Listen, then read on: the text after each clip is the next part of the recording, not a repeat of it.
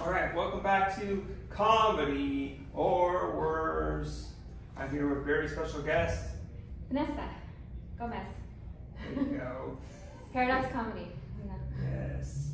So, usually, well, so far I've only interviewed comics, but I wanted to interview Vanessa because she does Paradox Comedy, which really helps out the San Diego and now Southern California comedy scene.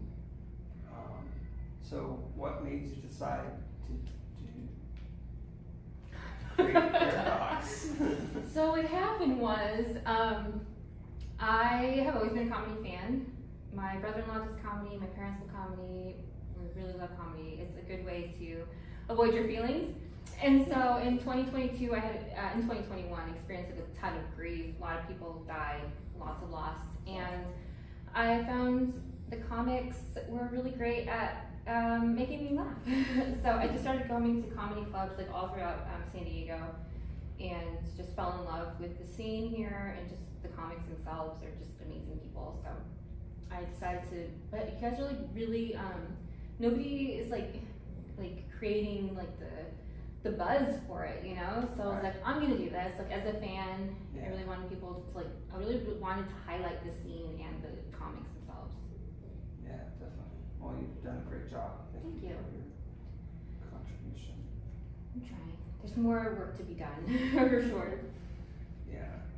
So a lot of these questions I throw out because they're geared towards comics, but I'm sure I could find some related to questions. So I already kind of answered that. So what's the furthest you've traveled to see a show so far? Austin, Texas. Oh, that's cool. So yeah, I went to how long did you stay in Austin? I was actually there for work because I have like a regular normal day job, but we went to the Comedy Mothership for our holiday party type thing. Donnell Rawlings was the headliner, but I just wanted to go to the Comedy Mothership. It's like, dude, that's so cool. Like I loved it. It was an amazing club. I want to go back again for sure. Very cool. Yeah. So did you fly there? Yeah, I flew out there. Okay. Ideally, like in the future, I would love, because I love road trips. So I want to do some like road tripping to other clubs, like around the country. My most recent road trips were kind of like, they were very purpose driven, but like for the next one, I wanted to plan just to hit up some clubs actually. And so like San Francisco has a bunch and stuff like that. Oh yeah, cool. Yeah, I've been to Cobb's Comedy Club. Yeah, nice. How was it? Yeah, it was really cool. Who'd you see? It was the day before Thanksgiving, so it was like just like a bunch of local comics that were like good, you know, like a showcase. Yeah. I got to see one people that it was the person that got into comedy that I was like, okay, that's the last straw. If you can do it, I started doing it. Nick Scarpino. Oh, okay. Runs a channel called Kind of Funny, which it didn't start off, you know, anything to do with comedy, but he just a couple years in, he decided he wanted to be a comic.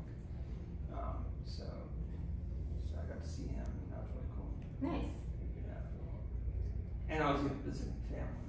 Oh yeah. In Santa Rosa, where I grew up. I feel like if you travel anywhere, you can also just make it a comedy thing, because comedy clubs are everywhere, but like nobody really. Well, I mean, maybe people do. I just feel like comedy has gotten more important after the pandemic. Yeah. But like before that, I didn't really pay that much attention to comedy clubs. But now it's like if I have to go somewhere, there's I'm sure a comedy club somewhere nearby.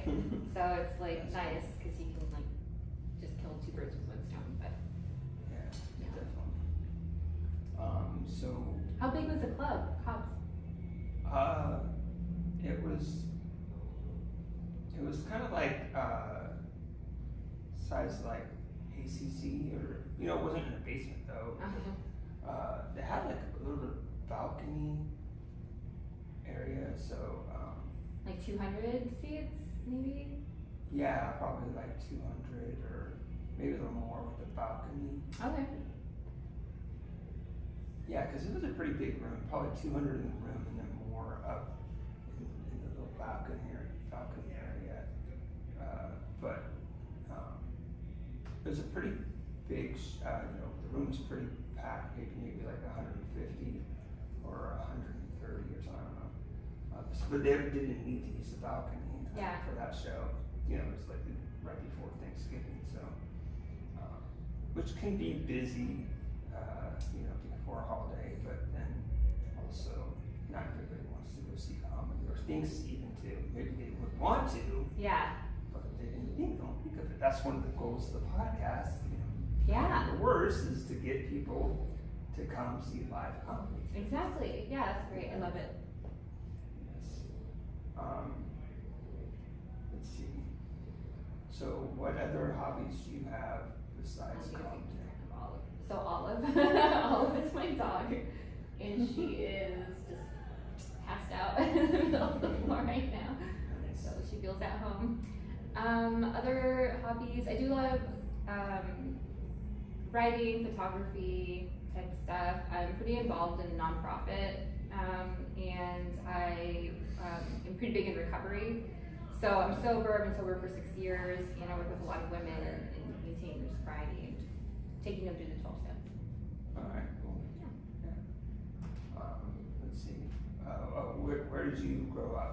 I was born in Orange County and then grew up in the Inland Empire area, and then I moved out to San Diego about 10 years ago, and then moved back to the Inland Empire, and now I moved back to San Diego.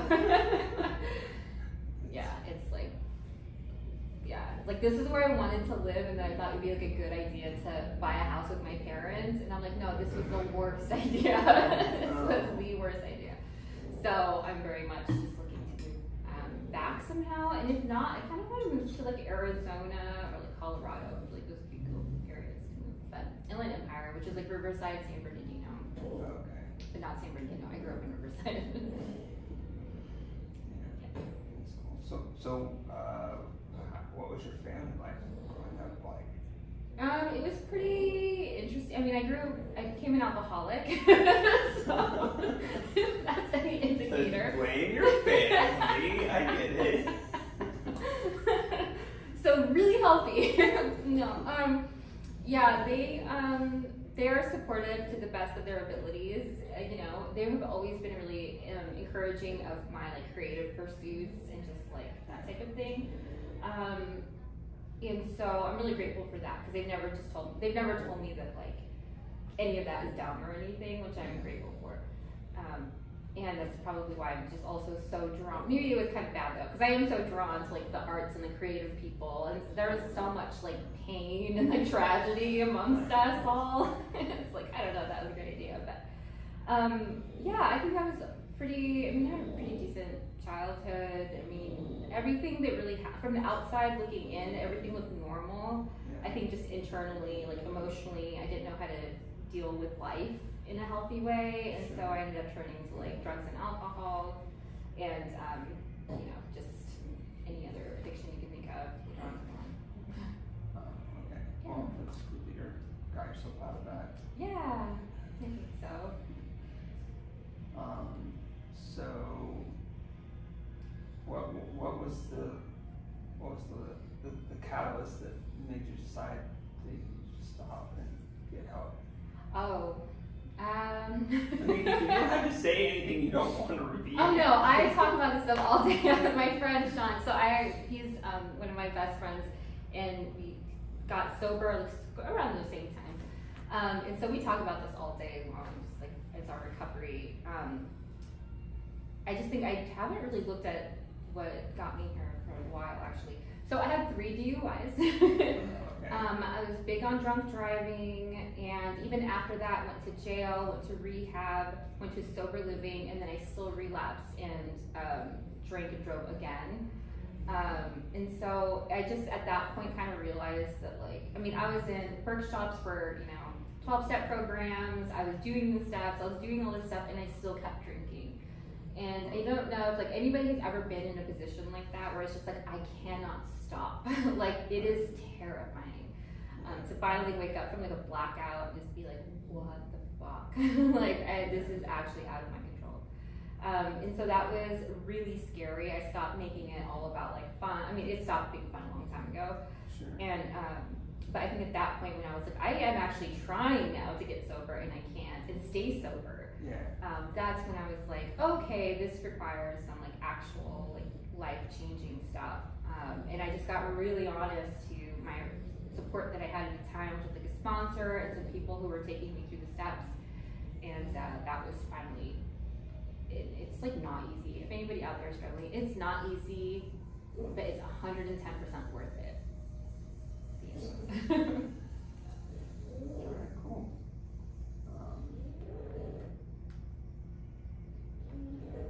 So what are your goals right now for Paradox Comedy?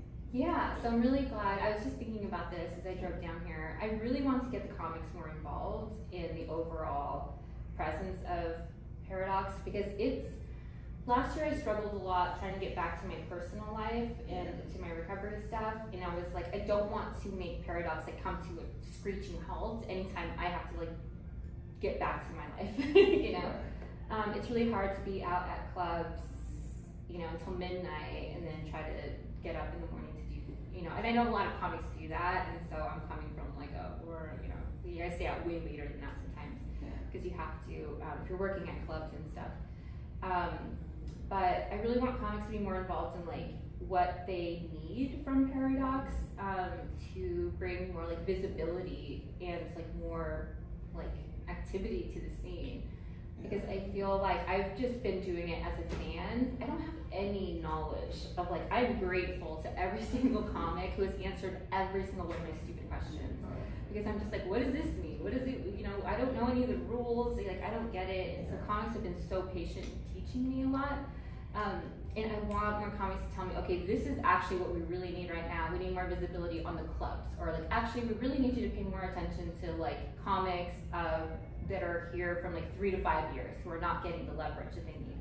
Or I really need you to, you know, promote our comedy workshops so that the newcomers, that's an AA term, the new people, you know what they're doing or whatever, you know, or like start, I don't know, whatever it is, like I don't know what you guys need, and I primarily will always, my heart will be in the San Diego comedy scene, and then everybody else can like, you know, I could trickle it out to like LA and like Orange County if I need to. But if I could, I would love to make like this the place where people come, like the Austin became the place, you know. I would love people to make San Diego the place where they're looking for new talent and like growing and sharpening their skills or whatever. That's awesome. Yeah, I started a meetup group not that long ago. It's called San Diego Comedy Live, where I'm trying to like put my events on there, and also add other people's events. You know, for now, it's just like free comedy things, because the way Meetup does it, you can have people pay you, but then it's like, well, I'm not the one always running it, so it's like, I'd have to work that out with each event or something. Yeah. You know, because I'd rather not have to deal with money. But you know, trying to like grow that, to like help myself and other people. Yeah. I need to get in there then. And I saw that you started a Facebook group. Yeah, and then the Facebook group too, it's like, the idea is the funnel the fans in through the meetup group, get them to go to the Facebook group, and then have also the comics be on the Facebook group, and nice. To interact. I've just been busy lately, and I haven't been in my own Facebook group that much. I haven't been doing everything I said I was going to do. I feel bad, but I'm going to get back at it. Cool. Yeah, let me know how I can help with that. And I need you to join your meetup too, for sure. Yeah, just promoting the meetup group or the events. You already do a good job. So you don't want to like promote everybody. I don't know. Maybe you do. Maybe you want to be like, this is every possible thing you can do tonight in San Diego, or the whole Southern California. So I originally, you know, like, because I grew up like in the punk rock scene and like the whole DIY culture, the whole subculture of it, and hold on, Olive's getting bored hearing me talk.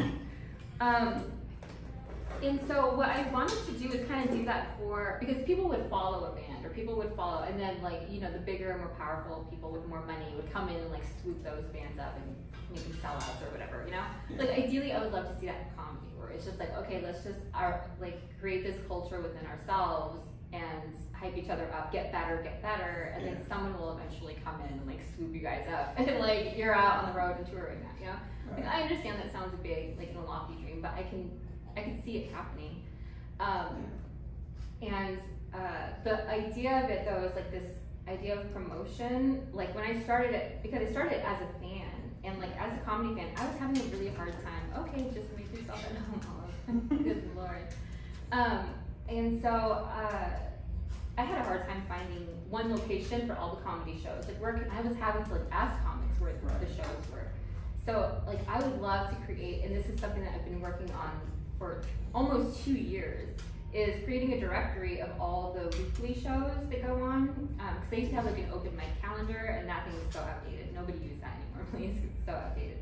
But I would like to create like an events calendar essentially, but for all the comedy shows, so that people can go there and be like, oh, this one's near me, or like whatever. Yeah. Because that would be great to do that, not just for San Diego, for all of California. Because again, if you start traveling, you start visiting family or something, oh, let's go to a comedy show. You already know what's going on. Yeah. But yeah, it takes some time and some organizing, and for, you know, shows to not be constantly being shut down. So once I can come up with like a better system for how to get that information and put it somewhere, I want to make that it, because I would love Paradox to become that like digest that like everybody goes to for comedy shows, and the fans primarily. I really want to shift my engagement on like Instagram and stuff to be with comedy fans. I know comics like it, but I want the fans to be the most engaged on my thing. Sure, that makes sense. Yeah. Yeah. So, what about a newsletter? So I wanted to do this, back to the whole punk culture thing, is like creating a zine, right? So it's like a paper actual like thing that I wanted to do, because I also want us to get off our phones. Like I want us to like engage and like look and be like, hey, look at this article, or like, oh, did you check this out? You know, this flyer for this show. Yeah. Like that to me is really important, but I think I'm gonna have to do like a digital version of it for now. Sure. And yeah, get people to sign up. And I would have to test it in San Diego first, and like maybe we can work together on creating something like that, maybe. Yeah, absolutely. Because I am starting to learn that like for everything that I want to do, I can't do it by myself. It's just a lot. Yeah. And I'm not somebody, I don't want to like gatekeep San Diego comedy either. I want all of the stuff to be included. Well, it's so funny because like I post on Facebook and stuff and Instagram, oh, like call my personal cell phone number and leave a message, and then I'll put it on the podcast. And like one person did it, Tommy, Sarah. Oh yeah. And then it just did it once. So it's like, okay, like you don't, like, you know, a lot of times like I'm not just, you know, send a text message saying I'm gonna call and leave a voice message. I won't pick it up, and then you know you just call. I don't know, I guess everybody's so busy, or they don't think I'm really going to do it, or I don't know. Like I want people to call in and say, you know, it's like adds a personal touch to it, because it also helps offload the work, right? Yeah. You call in, leave me a message, and I can just like export it over to the podcast. It's so simple. Yeah. As opposed to having to read your flyer and then like say it all myself. Yeah. Whatever. I just thought it was a good idea, but it's just not taking off like I thought it was going to. And it just, I've been trying to crack the comedian's brain for like 2 years now. And it is this idea of like repetition, like having to tell comics again and again, like you can do this, I will put that out there. Like, I struggle with this. Like, not to call you out, but you haven't even done it. I know, I haven't done it, because I just remembered right now. Say, this Saturday. Did you see my eyes go wide when you brought it up? Because I was like, I forgot to do that. I saw you like the post, but you didn't actually do it. I even promoted the post. you. I appreciate it. Yeah. But that goes to like the thing too, and I think I even told you this. I'm like, if you need something promoted, just tag me on it. Like, tag me, share it, whatever, because I don't have the time to. I used to sit there and scroll people's feeds for flyers, screenshot it, and then repost it. I'm like, I don't have time to do that anymore, but I still want to help. And if it's something that I really can invest a little bit more time in, I will make a different post for it on my own. Okay. But I have to know it's on my radar to begin with. Sure. So it's like if somebody wants something reposted or shared, like you have to tag me on it or I will not see it. Okay. And so I'll try to remember that. Yeah, and Friday. Yeah. And that's like for everybody, for anything, you know, because it's difficult. But then some people will just still send me the flyer, and I'm like, I don't know when I'm gonna get to, like, you know, and you think it's so quick to just like save and then, you know, post, but like not when you have 10 other things going on. Yeah. Even like my Quantum Broom show, it's like I finally stopped saying the date in the video. Yeah. I just was like, this Friday. Yeah. And then I just like changed the text of I changed the text of the date just to make sure people understand it's really this Friday. Yeah. But even like copying and pasting stuff over and putting the featured comics, it still takes time. It does. Remember, this last time on Tuesday, a comic's like, what time does it start again? Oh, okay, 8 o'clock, and then thanks for the reminder, and then I just did the post like right after that. Yeah. So yeah. Yeah. It's a lot to keep track of, and it's such like a detailed, because it's like the dates, the times, the names, and it's just like you're really having to keep track of a lot of moving parts. I used to make flyers for people, and I loved it. That was probably, if I ever to monetize anything, like you kind of said it earlier, like I don't want to get involved in the money stuff. Like I also never really want to. I mean, not that I don't want to make money. Well, I just don't want to have to get the money and then have to give it to someone else. Exactly. Well, because you just don't want the money exchanging the hands. Right. And because I had something set up on Meetup before, and it was similar, and I was like, I just don't want to get involved, because anytime that, especially if you're working with like other people's money, or like people will tell me like, oh, do like paradox shows like at bars or something, and you get a split, or if you sell tickets or whatever, and it's just like, honestly, I now probably, but at the time there's just too many details. Right. Like, so something that I would monetize though is my time for making flyers, because that is something that you just have to pay so much attention to. There's so much creativity. I love doing it. But at the end of the day, it's like, especially if somebody wants something like updated every week, which I used to do for quite a few shows, and it just got to be like, I don't even know what day it is right now. Like, I can't keep doing this. So, but yeah, it's a lot of moving parts, you guys. But I do feel like comics understand that too. It's like they're having to, like, I feel like comics are pretty organized. Like, they have really cute little calendars and everything's all like updated. I'm like, okay, I could take some notes about this. I could use help. Yeah, I gotta do that. Shows going on. Yeah, make a mental note. Mental note. Yeah, I put a lot of timers on my phone. Yeah. You know, or like, you're like, oh, I gotta do this on this day. Yeah. And then, you know, say, if it's not like tomorrow, then put every Tuesday, even though it's not every Tuesday, it's just the next Tuesday coming up, but then you have to remember to turn it off. Exactly. Right. Then you just get the annoying, like, do that thing you already did. It's like, oh, okay, now it's a good time to remember to delete this one. Exactly. Yeah. That's when Robert, the owner, popped in to look at the Madhouse Comedy Club in the Brick Room. That's where we're recording. That's him? Okay, I've never seen him before. Yeah. He's younger than I thought. All right, I'll tell him you said that. Yeah, so that was cool because I've never seen him, and then I also have never seen Ryan at the Comedy Store. Have you ever seen him? Ryan at the Comedy Store? Yeah, he's the general manager there, I guess. I maybe have seen him, but I don't know what he looks like. Yeah. If I've seen him.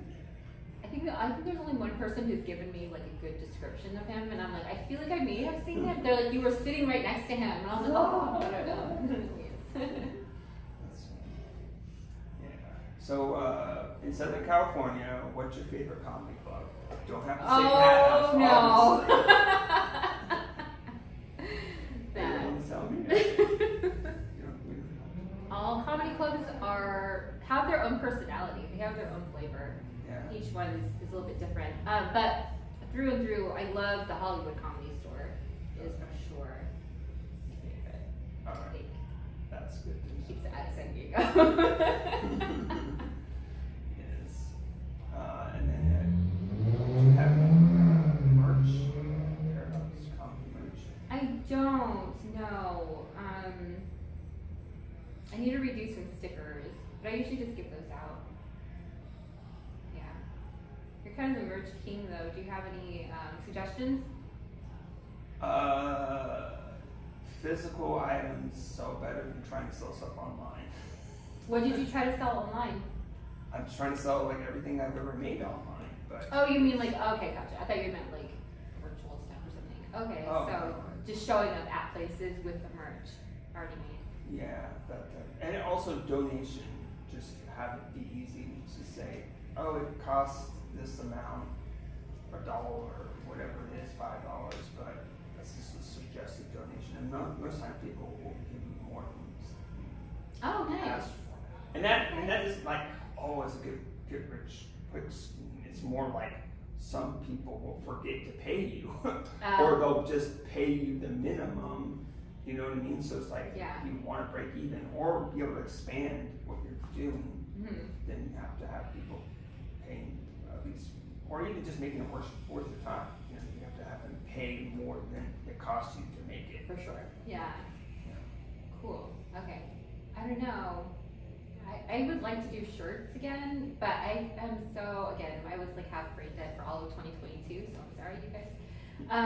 And there was just so many like logistics, like if you get a bunch printed and then like where to get them delivered and then the sizes, like I didn't know how many of each size to get. Right. But I feel like people are like, I want to see them before like I buy it, whatever. Yeah, I'm trying to like do kind of a little bit of both, like have print on demand stuff, and then also print, some of them so they can actually see that I have some shirts coming, hopefully soon. Where do you get them from? The print on demand stuff, mostly now is Printful. Okay. That's where I made this. Oh, nice. They have like all over print, and it's just nice. It's just different, Yeah. that not everybody has items that are all over print. So I like that. And then you can like, you put it on Printful, and then you can just like put it on different shop like eBay and Square and Squarespace, and like there's like so many ways you can connect it. I'm still working on I think Square, I'm going to use Square because it's like lower cost and easy to set up. At first it was like, I put one item up there and had someone a coworker actually buy one of the items, but then it didn't go through for some reason, so I was like trying to debug it, and I think I got it working because I got it and I made it, I deleted everything, all these steps, right? And then I got an item up there. I'm like, okay, I'm gonna try to buy it myself. Yeah. And then it worked. I'm like, yay! Now I haven't went back and now I gotta put all the items on there again. Oh yeah. I mean, not that I had every item on there. It's just I had, like 7 to 10 of them on there, and then I was like, because it's like it's connecting on the back end. Yeah. And they're each trying to talk to the other people. Oh yeah, Printful's like, oh yeah, talk to Printful. Or no, Printful's like, oh yeah, talk to Square. And Square's like, talk to Printful. Like, yo, when you guys broke this? And then it's like, and then they finally said, well, why don't you just disconnect it? Everything, and then yeah. like, oh, okay, well that's not ideal, but. Yeah. So I did it, and it seems like it's working. Okay. I just have to keep an eye on it. Yeah. Luckily it will send me a message like, oh, someone bought an item, and then I can see did it go over, to Printful. I mean, if it's broken too, I can just get the information and I could do it myself. Copy copy and paste so it will ship. Yeah. But it's easier when it just works. Yeah. Because I don't have to even touch it, right? I get the money. What like charges me? Yeah, that's what I was gonna say. I feel like I used Printful and I got confused because it would like deduct the cost of the shirt from my thing, and then I would get the funds that were paid for it later. I was like, what? This is weird. Yeah, because they're just you're the middle person. Yeah. Yeah. So you have to also like figure out shipping. You know, so it just trying to add enough on there to like make sure that you don't lose money on it because of shipping. Right. Oh, I for sure, I think I sold like 5 shirts and I for sure lost money on it, but I didn't really care because I was just wanting, it was like maybe $5 per shirt that I lost at the time. Okay. But I wanted to see how it worked in case I wanted to make it like bigger, but that thing itself was so, like just everything that you described, I was having like flashbacks. I was like, oh yeah, this is why I don't do merch. But also like making something that is like people want to like, I guess that people will use, something that like makes them, like your stuff, it makes sense because it's your jokes, right? Like people hear you, they see you, they're like, I want this, you know, it's funny because with like Paradox Comedy, I don't really see what I'm just a fan of it. I know. Want to have other people be fans of it, I guess. I think because I don't use like a lot of logo or like a lot of like stuff like that, I don't really see the use for it. Really. But that's why I just gave away stickers a lot of the time. Okay. But yeah, I don't know. Maybe I'll look into that. I'll just keep watching what you're doing and see how that works for you. Well, you sold 5 shirts online. Hey, how did you they were all comics. Yeah. Yeah. And I had originally started with Bonfire, I think it was, because Ron Ripley, shout out to Ron Ripley, he told me that that's where they were selling their shirts for Rafa's podcast. And so I did that, and that seemed to take like a really long time because like all the shipping, and those were like prints on demand. But anyway, yeah, then I did Printful and those, then I sold 3 more shirts through there. But yeah, it's a lot of stuff. I'm sorry, I know I'm talking a lot. How long? Is it usually half an hour? It's however long. Oh, okay. It's because on my IG live, it cuts off at an hour. Oh, right. And so I'm like, sometimes I'll look at my questions when we're halfway through and I'm like, oh shit, I need to like hurry up through the rest of these. Right, yeah, I get it. That's the nice thing about just recording the video. Is it can be as long as it wants, or it needs to be. I mean, I have like tried to do 3 podcasts in one day. Oh wow. And I had my old phone, the iPhone 12, and like it was not holding a charge long enough. You know, so it was like, and then it, like the chart, like the connection was all like getting messed up. So it was like I couldn't charge the phone. So I just got a new phone. Which one do you have now? The iPhone 15 Pro Max. Nice. And you like it a lot better? Yeah. The videos are better. It's just new. Yeah. It's as good as I don't know. It's fast. It's not like I do a bunch of stuff that really needs. It's just gotta keep up with technology. For sure. Because of Paradox, I ended up upgrading my phone because I would go and like try to take pictures of comics, and because the lighting in clubs, by the way, is not always amazing. Right. And so like between trying to take photos and then switching to like video or like doing the boomerang or something, my phone would lag so bad. Yeah. So when I upgraded, I was like, okay, this is still like outdated now, but it was such a big difference. So it was like, okay, yes, you just have, we get so used to things being on demand, like very quickly done, and especially in comedy, like if somebody's holding like a funny pose or something, and you want to snap them really quick, and your phone's like, oh, I'm like taking a nap, like, you know, it's not gonna work. So it's like, I almost have to like upgrade again because I felt bad, I had to delete a bunch of comics photos from my phone. No. I was like, is that Android? No, it's an iPhone, but I just have, I mean, if you think about it, I take like 100 pictures. But doesn't it go to the cloud? Yeah, but then when I would recall them to like do like a post or something, it was just taking too long. So it was like, or if I would like end up later on having to find those photos for like something else, I was just like, this is taking too long. Like again, I'm also just very impatient. Okay. So this is taking a long time, Right, and I started wanting to take pictures of my dog or like my friends, and I was like, hold on, I have like 3,000 photos of comics maybe. Yeah. I guess I just like paid for the cloud storage, and sometimes I just go on iCloud. It takes a while sometimes, especially if I'm trying to post to Instagram. I'll try to, like, it'll have to like recall that photo from the cloud, and I'm just like, oh my god, hurry up, I have like 10 other photos I'm trying to get on here.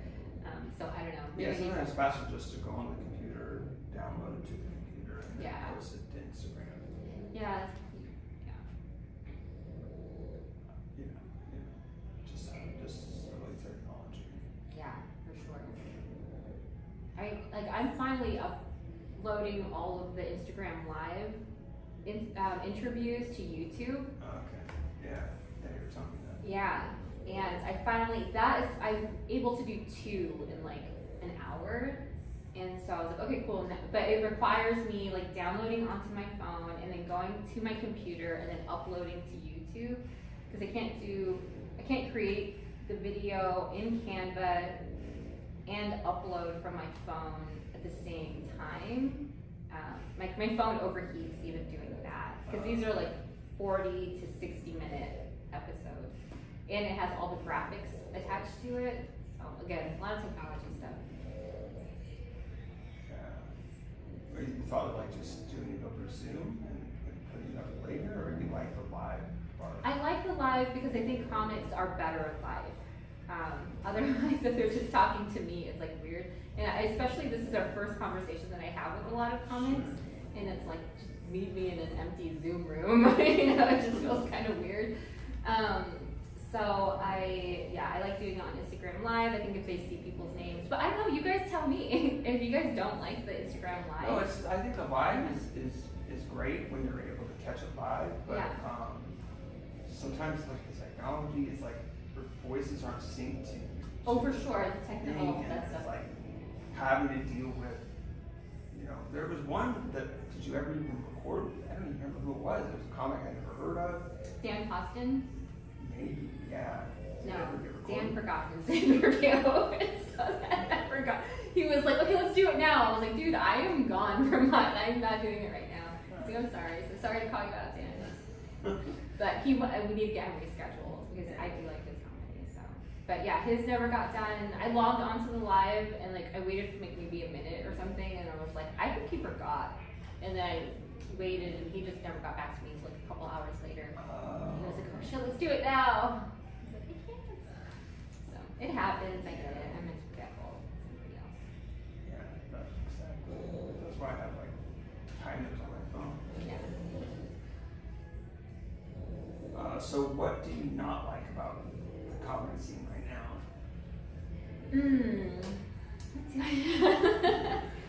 Name names. Name names. Great. Ellen Sugarman says, what do I not like about it? I don't like that I'm not in it. You know, like I don't like being far away from it.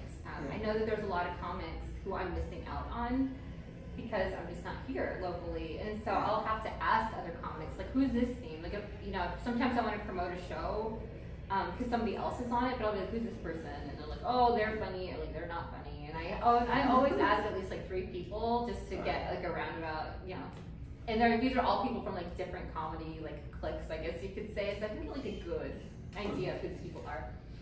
And thank you again to all the comics who answer my stupid questions. I just cannot emphasize that enough. I'm so grateful for every comic who's answered my questions. It's so nice.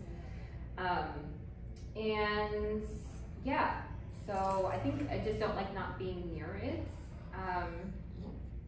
And what else don't I like about it? So how far right now are you from a comedy club or a comedy show this weekly or whatever? There's probably some in Temecula near me. There was one in downtown Riverside that I went to once, and then it got shut down because the gal who was running it, she moved away to Northern California. There's a couple open mics by the Buddy System in Riverside, and I haven't met them, but I am told that I need to meet them.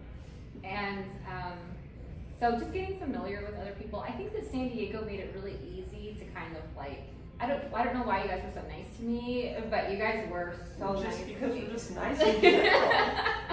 I really do think so, because LA, probably now, because I mean, I think they don't really need a ton of help getting, but like, I don't know, it's just kind of interesting to me to think about. It's a little intimidating to me to think about getting into a new scene all the way, because I'm already like, this is where my heart is anyhow.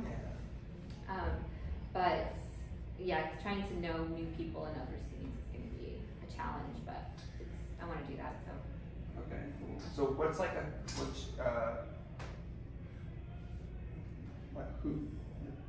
what's the, like, who would you love to have on your podcast that you would like, that would be like a dream come true? Oh, like Mark Norman? There we go. You hear that, Mark? Yeah, I'd love Eddie Pepitone. I mean, these people would be great. I had a window of an opportunity to do my own podcast at a comedy club. Wow. And they were wanting me to also interview their headliners, their national touring headliners. Wow. I know, and I was like, that is amazing. I would love to do that. Unfortunately, again, I was like half brain dead for most of 2022, and so I really couldn't get that off the ground, and doing it alone again was very overwhelming. Maybe that could be another goal for Paradox, but I really do love doing stuff live. But otherwise, I mean, are those the kind of comics you were asking about? Is it sure, yeah. Anybody that you, or who's somebody that you want to get, that you think you could get, but you just haven't talked to them yet, or they haven't contacted you or something? I think Eddie Pepitone I could maybe get on someday. He did, I have to brag about this, at the Comedy Store in La Jolla, he gave me a shout out from the stage. So he's like, Vanessa, it's good to see you, and I almost had a heart attack. I thought I hallucinated it. Wow. Yeah. That's super cool. But I think somebody else who I could possibly get, Brian Simpson would be great. I know he's coming back around. I don't know, who do you think would be good that I could possibly get? I have no idea. Who do you want to get? Who do I want to get? Yeah. I want to get all those people. If anybody wants. Yeah, you come to San Diego, it can happen. Yeah. Record live in the Brick Room at the Madhouse Comedy Club. Yes. Yeah, like, dream would be, simply, it's like, it's people that aren't doing comedy, or Steve Martin, or. Oh God, yeah. Amazing. We have to actually talk, or you just freeze up. Yeah. You're like, can I bring my banjo? Yeah. Oh, I would like to have Steph Tola. Hey, yeah. quiet down. Go to podcast. Yeah, I don't know. Yeah, that would be amazing. I would love to have like Sarah Silverman or something like that. But I don't know. I wouldn't say any of that is too far out, just because I do feel like comics are pretty accessible in a way. I mean, if I think about like, probably not gonna get Dave Chappelle, right? Like that's what I could imagine. Unless he was he was ending his career in comedy and he didn't want to do anything. I don't know. But I don't know. It's never too far out of an idea to have, I guess. Yeah, that's cool. So, what about, do you ever think of doing interviews like live but in person? Or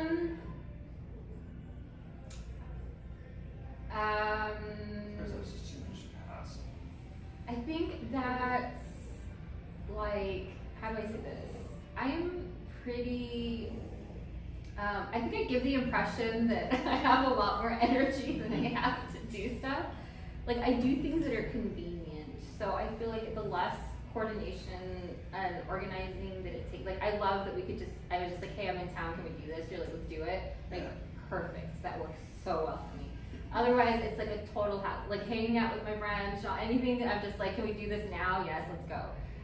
Anything that requires too much coordination, I get really like overwhelmed by, and I'll forget about it. And so coordinating to meet somewhere, I don't even really have a space for it.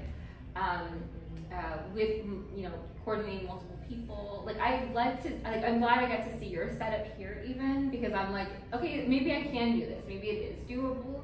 Because it's not nothing fancy yet. I don't have any Patreon subscribers, so I don't have anybody to answer to yet. Just the fans of the podcast. Yeah. And it's funny that too, like the comics tell me, oh, I listen to podcasts, and I'm like, wow, really? Because the numbers don't show it. Yeah, isn't that interesting? Yeah, your reach is 6. Yeah. Or now it's 18. It's like, okay, great, that went up, but that.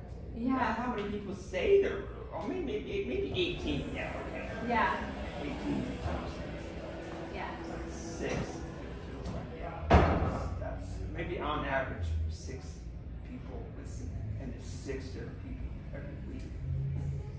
Do you how long have you been doing this? I think I look back, it was like August. I said, okay. Okay, yeah, it's so new. Yeah.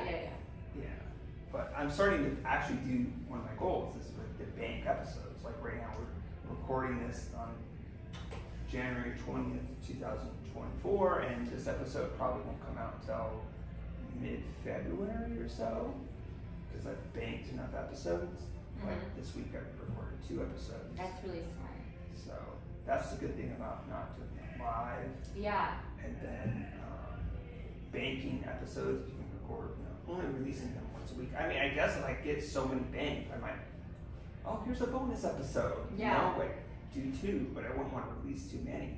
Yeah. Because like if I need to take time off, because like ways of like I hear to grow your audience is like to do it consistently. Yeah. And I had a podcast. Well, it's the same podcast feed. You listen back to old stuff I've been doing for 6 years or something. Oh wow. Okay. But that was a totally different format.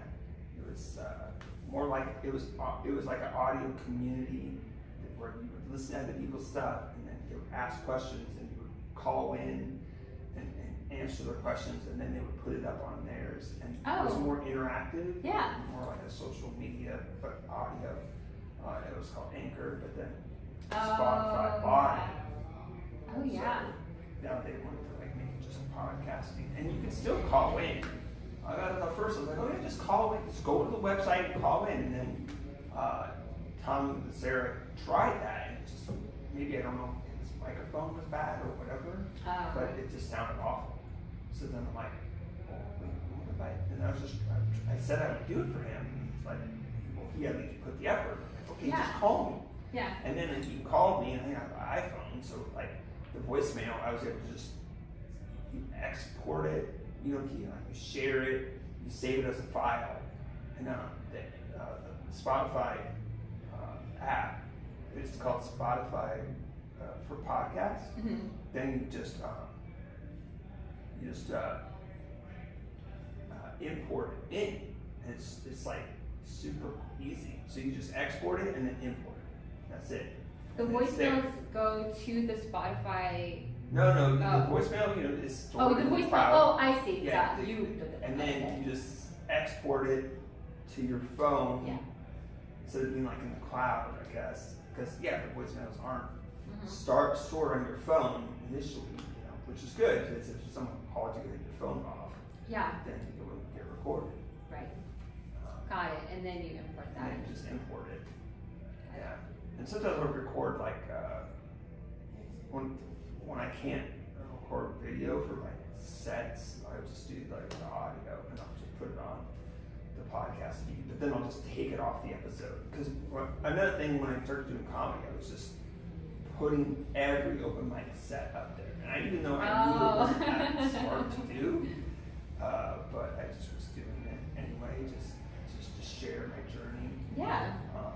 But I stopped doing that. This also just became too much work. Yeah, imagine. So especially when I realized that I started to like sell my jokes, and, like move around, and like I wanted to get video. So yeah, it takes a little bit of time to take the video, make it audio only. Yes, it does. Yeah. My next journey is to take all the YouTube stuff and then make that into an actual just audio podcast. And I use Podbean for another like side gig that I have. And it is this process of like converting a video just to audio and then uploading the audio to this podcasting thing, and then that goes out everywhere. But yeah, it's a lot of Do you work. have to pay for the hosting? It's for what I wanted it to do. Yeah, it's like $14 a month. Yeah. Can I interest you in Spotify? So I like. Free? So I like Podbean because it does give you like really detailed. I probably don't need it, but I got so used to it. It gives you detailed like stats, so I can really understand like where the people are coming from, how long they're listening. Spotify has that. And it sends it out to like a bunch of other stuff. So it gets you to. Yeah, Spotify. Does it get you to Apple Podcasts? Spotify does? Yeah, it's like 7 Maybe. platforms. It's like 7. This one for sure has more, but again, I don't really know how helpful it is to have. Where I use it now, it's for that nonprofit, and that one, I mean, we have listeners like in other countries, so for sure we need it in other places. Probably not for saying comedy scene. I probably don't need it in other countries. Okay, yeah, I'm not sure if. So but, yeah, like, and you podcast can, is just an RSS feed. yeah. So. Oh, and YouTube is doing. That's how you upload yours to YouTube then too, right? YouTube, I just upload the video. Because they do RSS podcasts now. Yeah, and then I'm also gonna. I don't know, so many things. I could do through YouTube as a podcast, and I can also do a Patreon and have that Patreon go to YouTube. Oh God, I can't even think about Patreon. It's too many things. Yeah. If you guys just want to give me money for Paradox, you can do that if you want. I'm not gonna do a Patreon ever. So Yeah. It's like I maybe never will get anybody to actually pay, but I want to see. Like the good thing about Patreon is if you get people to sign up and pay money, they can like tell you like, oh, yeah. I want to do this. You should do this instead of this. Like. Yeah, that is really good. It's more about building a community and an engaged community. If they're actually paying me money, yeah, they want to have. Probably going to be more involved. Yeah. Give them perks like unedited and edited versions of a podcast or and early or bonus episodes. I have a few things, bonus episodes that are walk behind the Patreon and just nobody is online. Yeah. But you also, want to have some famous comedian. Yeah. They'll go, okay, I get to have it a week early and Yeah. it's unedited. Yeah. It's hard. It's hard because I think about like not that. I think about Alarm Red Media, again, Ron Ripley, and he used to do Rafa Camargo's podcast. It's gonna kill me if he watches this because I forget what it's called. But they had a whole Patreon around it, and they had merch and stuff. And I never signed up for the Patreon, but I got to see it, like how he had it set up, and I was like, did I sign up for the Patreon? I don't remember. But anyway, the whole thing being that there are a lot of perks. The thing is that there was a good podcast I liked to watch regularly, but there wasn't enough like promotion around it. Like nobody, so it's like getting this out there would be really helpful.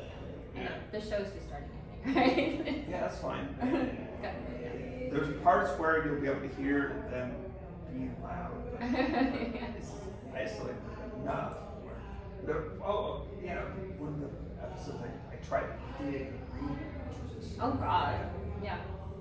And this show started. Which one was that? Did I even upload it? I don't know. Oh, I think it was like Joshua Boya's first episode 1 of his, not episode 1 of the podcast, but the first one. I don't know. Just, like you're talking, it's like, oh, yes, it's loud, but I can still hear you. Yeah. You can hear me. Like, let's just keep talking instead of like stopping and then moving to a better room. Yeah. I have to check out. Well, I'll have to check out the other one. It was really funny because I think the last one I listened to was Ben Keltner's. Okay. And then, I wanted to see this. I listened to quite a few of your episodes. And I like it because, but anyway, the whole point of that was I listened to that and then I had come to a show and he was on the show as well. And I was like, okay, that's a lot of Ben for one night. I think I need to chill a little bit. But great comic though. I love you, Ben. Yeah, next time you'd be like, oh no, I can't listen to this episode because I'm going to see him. Yeah, it was just like a lot of the same person, and I'm already so like entrenched in like I see. Yeah, it was just a lot of comedy. Yeah, variety. Yeah, I want to like just keep going, and that people can have multiple episodes, and sometimes there'll be more than one person on an episode. Yeah, there's so much to talk about comedy and check in with their lives again. Yeah, I've already had some repeat guests. One because when I first had him on, it was just bad. I thought it was very bad. I didn't know what I was doing really. Well, I still don't really know what I'm doing, but I felt a little bit more comfortable now. So I was like, can I please have you back? Because I did pulled those from the end. I never want those to see the light of day again. Yeah, so I pulled those original ones, and I was like, we need to redo yours. So I'm really grateful for the comics who like let me redo theirs. I hope that people are not like, oh, she just has the same people, because I get like that when people book shows and you have the same comics over and over. But it's actually, I was just trying to be fair to them because they were so gracious and letting me like experiment with them that I wanted to give them another shot to like have a coherent Vanessa ask them questions. Right. So, but yeah, I understand. So, what's your favorite episode that you've done? My favorite episode of mine, or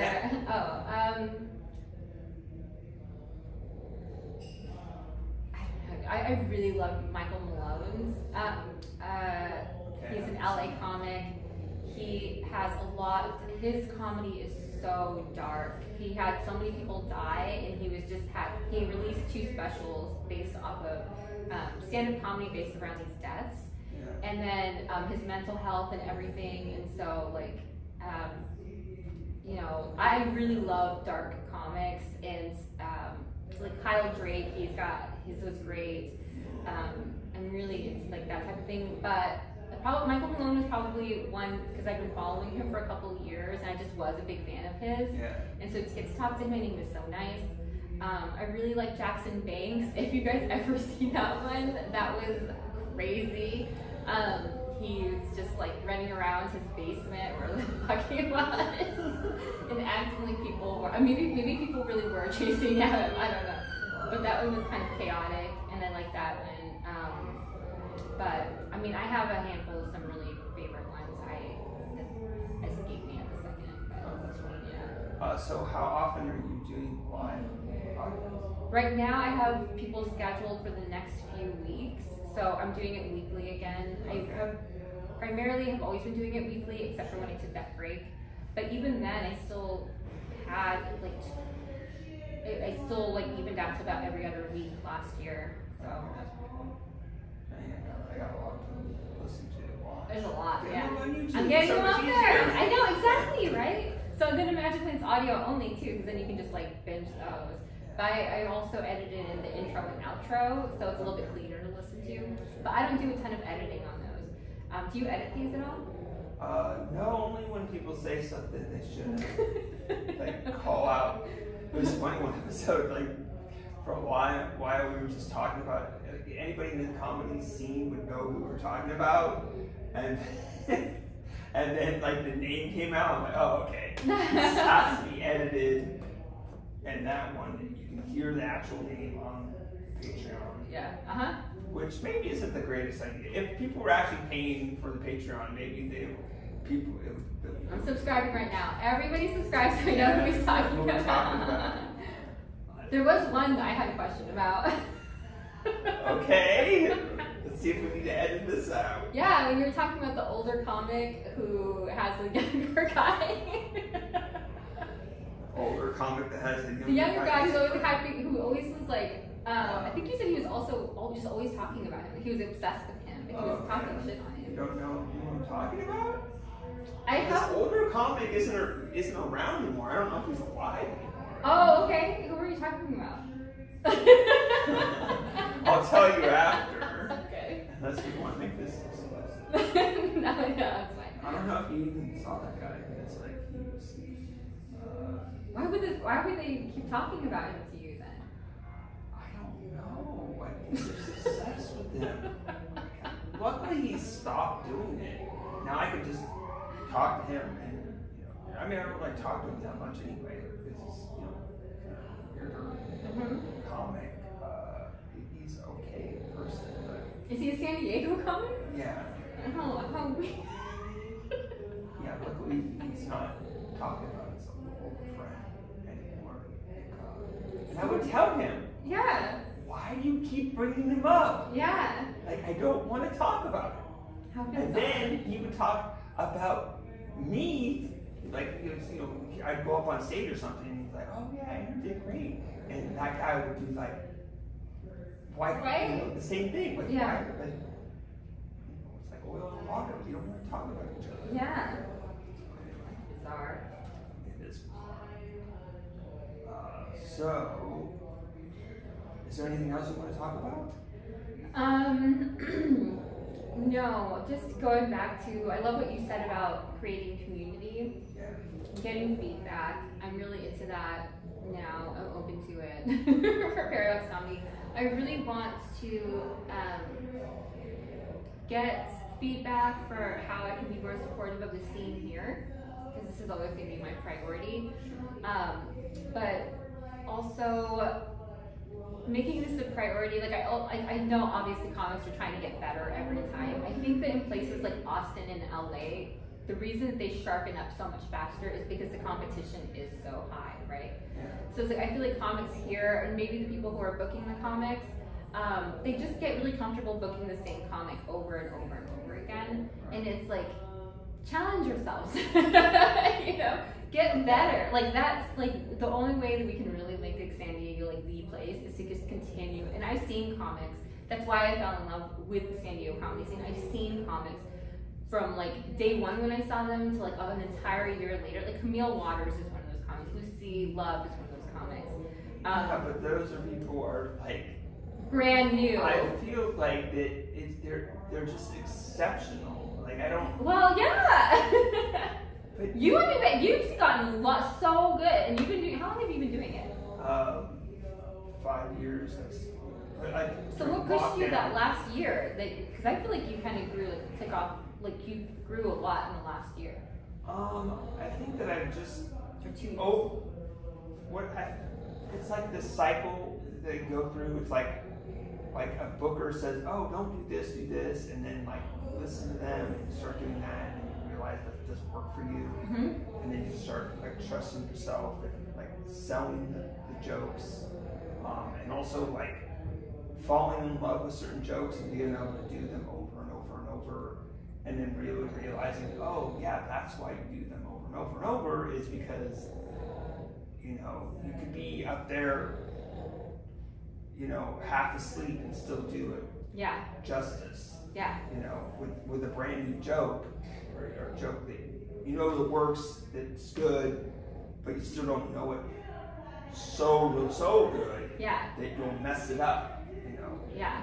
Or I don't know. Also, it's like it's all part of the process of finding your voice. Yeah. As I get further on, like it's like I find my voice. Like you're up there doing the jokes, but you're creating this illusion that I'm just coming up with this right now, and we're in this moment. Right. Yeah. And if you're not doing a longer set, there's other ways of like doing callbacks. You can call back to someone else's joke or someone else's crowd work. Yeah. Things like that. There's been times where I've just sat and I might drop though. Might just heard someone say one thing and then like wrote a joke on that. Nice. Or something else, write a joke on that. Then I go up there and do those new jokes, and people, the comics that understand what I've just done, they're like, oh wow, that's cool. Yeah. But obviously the jokes are new, so they're not used for fun. Right, but you're still trying stuff out there. Like you're. I feel like there's sometimes. Well, I know for a fact that there are comics out there who do not change their 5 minutes or their 10 minutes or their 15 minutes. And it's like, if you have an important show, if you're doing Don't Tell, if you're featuring for someone at the comedy store or something, I get it, don't switch it up then. But if you're at a mic doing on your show material, like, get over it. Like, do something new. Like, that's so annoying. Because if you go to, like I heard this great thing about Mark Norman, when he goes to open mics, he will go with a notebook full of jokes that he has not done before. And he will bomb, and he's like, all right. But that's why he's so good, he's such a good comic, because he's constantly trying new material. If you're on a show, of course, you want to do your good, tried and true 10 minutes.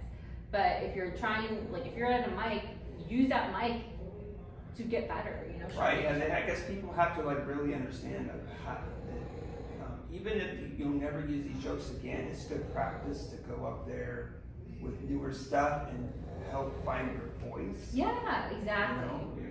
And like what happens over time is that your 5 minutes will change. You'll throw out parts of it, or you'll scrap the whole thing. You'll have a whole new 5 minutes. Yeah. I don't do jokes like I did at the beginning. Yeah. And occasionally I'll like say it or whatever just for fun. Yeah. There's jokes, right? It doesn't even just fit. It's right. a totally different thing. Like, oh, that has a swear word in it, or whatever. Yeah. And your style changes as you continue to evolve, just as a human being, as you like find different things funny. I'm sure that is also going to change your material and what you even joke about. And also it's like I want to be able to I need to get better at like going through all my stuff and like really going, okay, this is the set of did you know that? Right. But the great thing about my did you know that is so take almost anything and put just did you know that in front of it. And it's and that's one of the things like I stopped doing it for a little bit because like Booker said, oh, don't ask questions, and then I'm like, I figured out that it's not really a question, it's more of a rhetorical question. Yeah. And if you just keep saying it, did you know that? Did you know that? Did you know that? People start to get it that they shouldn't answer. Yeah. Yeah. It's not really meant for that.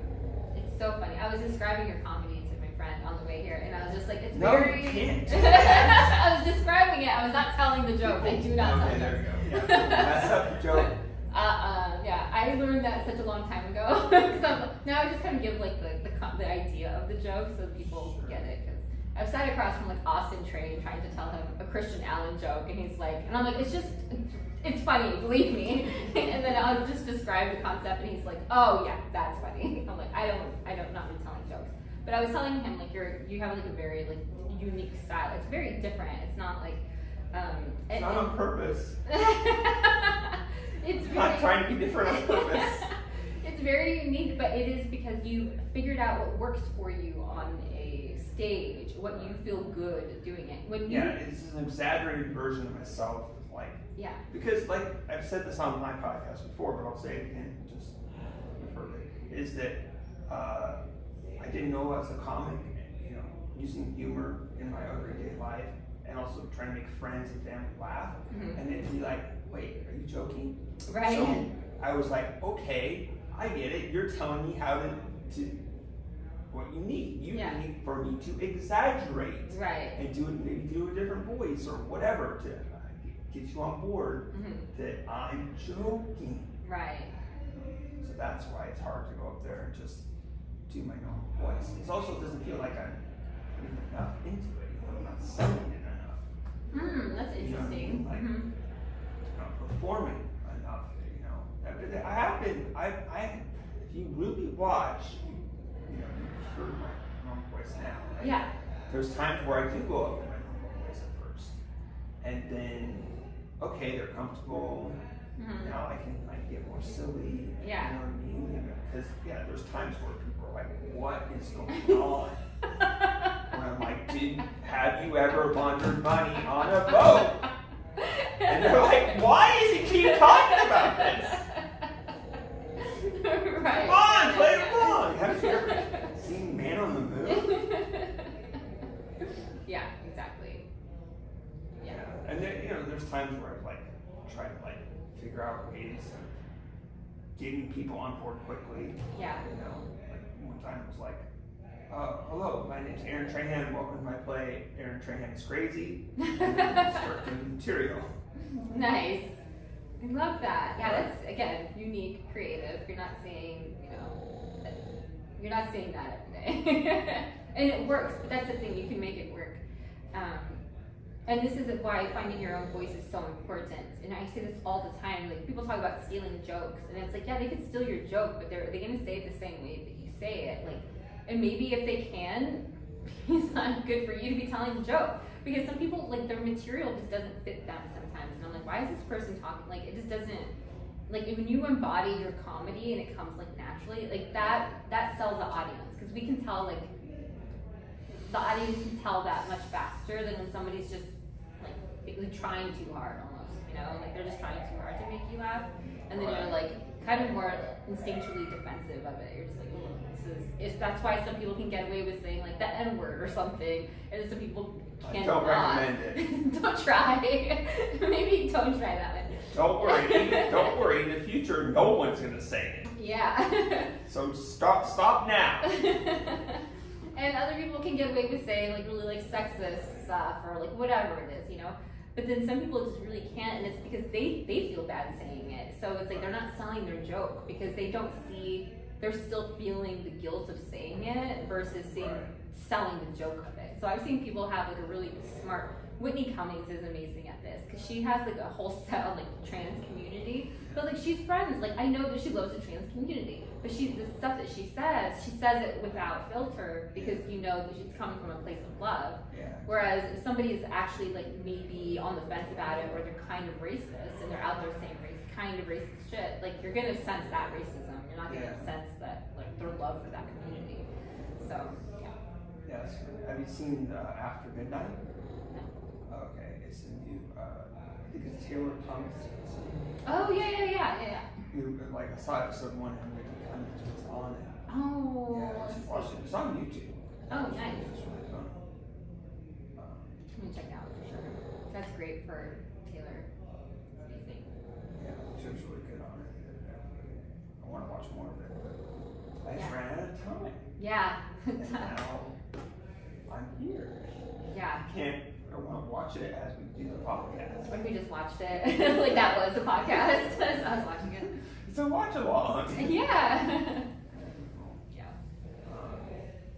But yeah, so the last final words, I guess, is tell me what San Diego comedy needs. Work with me. Let's work together on this. I don't want it to be, if I disappear or something, I still want that to keep going because I work really, really hard. I get DMs daily from people who are where's a good show? Or what does this mean? Or can I go to an open mic? Every single day. I mean, I don't get tons of them, but I get at least a handful at least. What about a spreadsheet of shows? I hate spreadsheets. You want it to be a calendar? Is that what you're saying? I love calendars. I love visual stuff. I do know there's a really good spreadsheet though that I have referenced.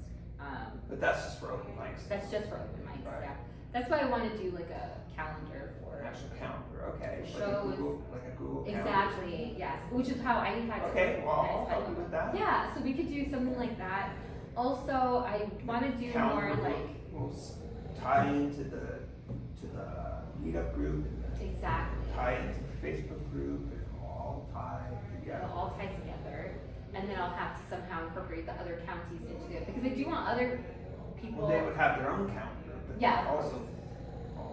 Yeah. Do you use Linktree?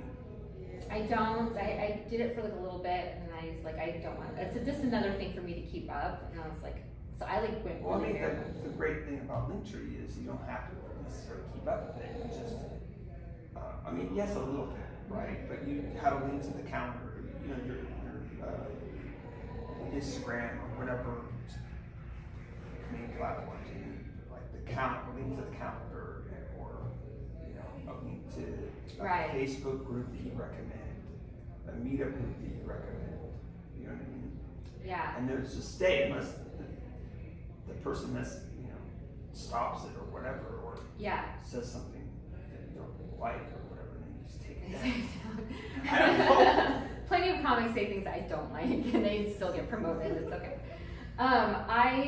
Ideally I would have it all on my website, and then I could collect all the information there. Oh yeah, website, I guess. Yeah, because I have a website that I paid for that I would like to use more. I just need to work on that. But so I want to somehow partner with more people to like get the Paradox name in the clubs, in the shows, because I feel like that's where the fans are, and I've done a really poor job of like connecting with the fans in person. I used to do, because I would go to the mic drop open mic regularly, the fans would come to that and be like, oh, you do the Paradox site, where else should I go? And like that was really cool, but that was the only place that I was going to super consistently where that happened. And so I want to somehow, like, if I could partner with show producers or clubs and get the Paradox name there, so that when your audiences leave, they're like, where else can I go to find out other shows? They'll be like, oh, it's right here on this thing or whatever, you know? Because the more that we can just continue spreading the word, and I can help with everyone's help, like create a good director. To help out. Yeah, okay, cool, let's do this. I got it on camera. It's gonna help. That's right, yeah, but I think I love what you're doing with Meetup. I love, I just love the whole vibe around here. It's good, and everyone just keep getting funnier. Yeah, it's good to give back. Yeah. Just have everybody get funnier, and for the audience to come see more live. Yeah, absolutely, for sure. Start selling out shows more often. Yeah, start paying artists. Yes, exactly. Can you imagine a world where we valued art enough that you could have a scholarship to become a comedian? Yeah, right? That would be amazing. Or interns? I don't know exactly what you would do. Or even just get paid for doing a show. That would be great. Yeah. I was starting to toy with the idea of paying comics even for doing the IG lives. Because I was like, I feel like that's another reason why it's like the more minimal it can be, the better, because I'm not encroaching too much on their time, but it's still time, you know, that they're having to spend with me, or that they're choosing to spend. So I'm like, even if I'm just, you know, sending them $20 or something, like I feel like that would be nice, but I still need to find a way to like generate. Promotion, right? It is the promotion for What them. if you spent that money like on ads? Exactly. Bigger. Well, yeah, that's what I could do. I don't think you shouldn't pay comedians. I'm just saying that I don't know. Forget it. I'm not paying any comics because Eritrean said no. Well, no, the value. I do, but yeah. If you know, you record an Instagram live with them, right? Yeah. And then 6 months later, you're twice as big. Yeah. And people go back and listen to the old one. Okay. Oh, who's this? Oh, Jacob Johnstone. Yeah. Whatever. Yeah. You know what I mean? Like, then they'll become a fan of that person, that comic, right? So it all. For sure. And they do spend money on the promotion. So. Okay, I'm not saying you should spend more. I don't know. I would love to spend more, honestly. To me, that is probably a new form of gambling, I think. It's like putting money into something and seeing how well it pays off, because I'm constantly playing with the ads to make sure it gets the best reach. And so like that's a whole other thing that I kind of get a lot of joy from. But I love seeing when people start following and start like connecting and stuff like that. It brings me like a lot of satisfaction. Nice. So I do invest some money in the sponsored ads. I would love to invest more, but I'm also just trying to like optimize what I do right now with what I have. And then maybe as Paradox continues to grow, yeah, that's exactly what I want to do, is continue promoting it so that there's more eyes on the interviews, on the shows, everything else. Good plan. Yeah. Cool. say bye. Bye. Bye.